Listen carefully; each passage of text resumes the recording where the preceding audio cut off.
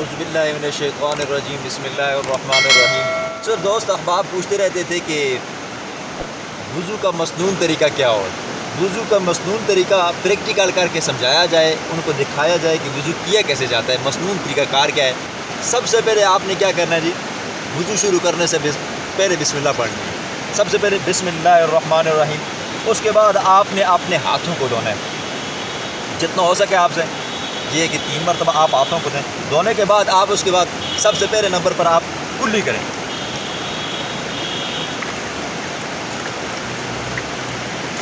یہ 3 مرتبہ کلی کریں۔ اگر آپ کے پاس مسواک ہے تو مسواک استعمال کریں، اگر مسواک نہیں ہے تو آپ اچھی طرح سے انگلی بھی استعمال کر سکتے ہیں۔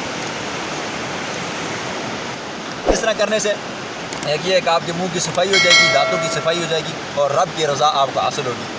پھر اس کے بعد دوسرے نمبر پر آپ نے کیا کرنا ہے جی، ناک میں پانی چڑھانا ہے 3 مرتبہ،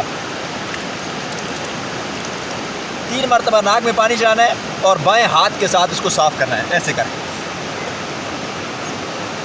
یہ 3 مرتبہ ایسا کرنا ہے۔ پھر اس کے بعد باری آ جاتی ہے چہرے کی، پھر چہرے کو دھونا ہے پیشانی کے بالوں سے لے کر ٹھوڑی کے نیچے تک، ایک کان کی لو سے لے کر دوسرے کان کی لو تک، یہ آپ نے 3 مرتبہ دھونا ہے اور اچھا کر کے دھونا ہے ایسے۔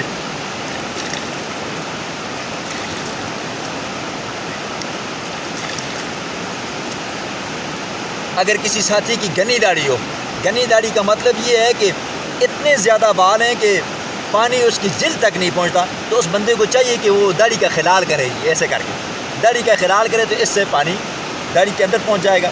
پھر اس کے بعد آپ نے کونیوں کو دھونا ہے جی، کونیوں کو دھونا ہے ہاتھوں سمیت کونیوں تک دھونا ہے جی 3 مرتبہ اچھی طرح۔ اگر آپ کے پاس کھلا پانی ہے جیسے کہ میرے پاس ہے، یہ دریائے کنہار ہے جی، کھلا وافر پانی ہے، چشمہ ہے، تو آپ ہاتھوں کو سیدھا ہاتھ ڈال کر بھی دھو سکتے ہیں۔ اگر آپ کے پاس مسجد کے اندر نلکا لگا ہوا ہے تو نلکا کھول کر آپ ہاتھوں کو اس طرح رکھ کر اوپر سے بھی پانی بہا سکتے ہیں، اور اگر آپ کے پاس کوزہ لوٹا ہے تو آپ اس طرح چلو بھر کر بھی اپنے ہاتھوں کو دھو سکتے ہیں۔ یہ 3 مرتبہ دائیں ہاتھ کو اور 3 مرتبہ بائیں ہاتھ کو، ایسے کر کے ایسے۔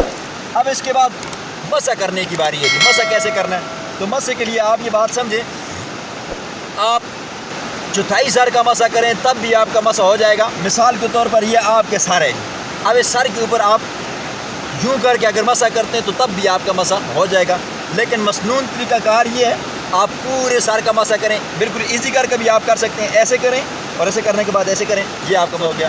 اور اگر آپ یوں کر کے آگے سے پیچھے لے کر جائیں، پیچھے سے آگے لے کر آئیں، پھر کانوں کے اندر سے کانوں کے پیچھے سے، یہ آپ کا مسح مسنون مسح ہو جائے گا۔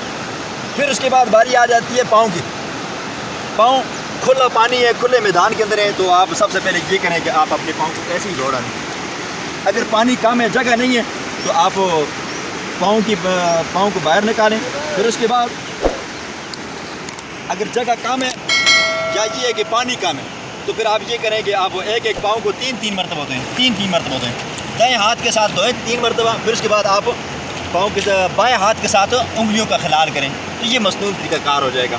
اب چونکہ میں گاؤں میں آیا تھا تو پانی وافر تھا، تو اس لیے میں نے سوچا کہ آپ لوگوں کو وضو کا مسنون طریقہ کار کیا ہے، تو اس لیے یہ میں نے آپ حضرات کو تھوڑا سا سکھایا ہے۔